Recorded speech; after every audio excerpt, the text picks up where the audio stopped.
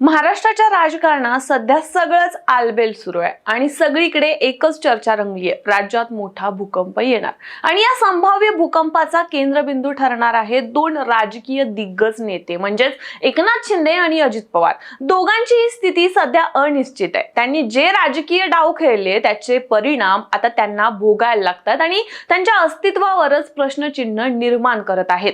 गेल्या काही महिन्यात या दोघांनी भाजप सोबत हातमिळवणी करून आपापल्या पक्षातून वेगळी वाट निवडली। शिंदेंनी शिवसेनेला उघडपणे दगा दिला तर दादांनी राष्ट्रवादीतून वेगळी भूमिका स्वीकारली आणि भाजपशी सत्ता वाटून घेतली। परंतु आता अशी चर्चा आहे की या दोघांनाही भाजप त्यांच्या स्वतंत्र अस्तित्वासह स्वीकारणार नाही, तर त्यांना थेट पक्षात विलीन करून टाकण्याचा डाव रचत आहेत। एवढंच नव्हे तर त्यांचा जो दावा आहे पक्षासोबत किंवा चिन्हावरून, त्याचा निकाल देखील आता सत्याच्या बाजूने लागणार आहे असं बोललं जातंय।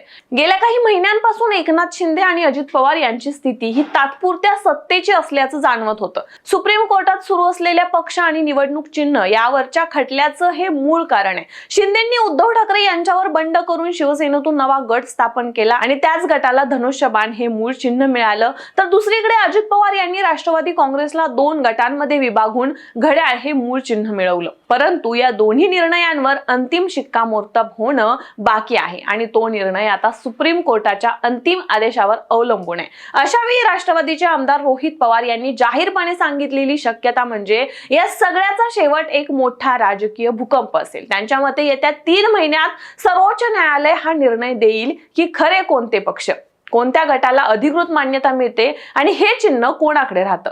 जर हा निकाल शरद पवार आणि उद्धव ठाकरे यांच्या बाजूने लागला तर एकनाथ शिंदे आणि अजित पवार यांच्याकडे केवळ 2च पर्याय उरतील: भाजपात विलीन होणं किंवा मध्यावधी निवडणुकीला सामोरं जाणं। सध्याच्या घडामोडी पाहता भाजपनेही यासाठी तयारी सुरू केली आहे असं चित्र स्पष्टपणे दिसतंय। जिथं जिथं शिंदे आणि अजित पवार यांचे आमदार आहेत त्या मतदारसंघांमध्ये भाजपने आधीच इतर पक्षातील नेते आपल्या पक्षात आणलेत। काँग्रेस असो, राष्ट्रवादी असो किंवा अपक्ष, भाजपने प्रत्येक जागेवर प्लॅन बी तयार ठेवलाय। त्यामुळे शिंदे आणि दादांच्या गटातली मंडळ ही गोंधळलेली दिसतात। त्यांना स्पष्टपणे माहित आहे की जर पक्ष चिन्हाच्या खटल्यात निकाल त्यांच्या विरोधात गेला तर त्यांची आमदारकीही धोक्यात येईल आणि भाजप त्यांच्या जागेवर आपलेच उमेदवार रेटून पुढे येईल।